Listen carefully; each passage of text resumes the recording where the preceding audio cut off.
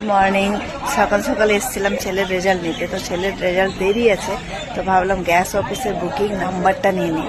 চলো তোমাদেরকে দেখাচ্ছি বুকিং নাম্বার নেওয়ার কত সুন্দর একটা ব্যবস্থা। দেখো, এই হচ্ছে আমাদের গ্যাস অফিস।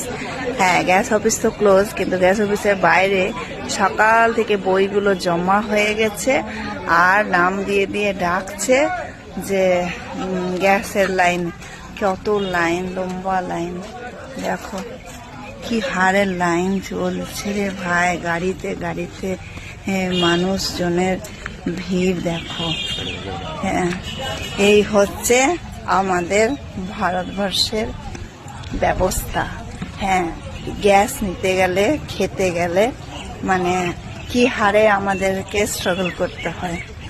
এই হচ্ছে আমাদের জীবনযাপন। টাটা।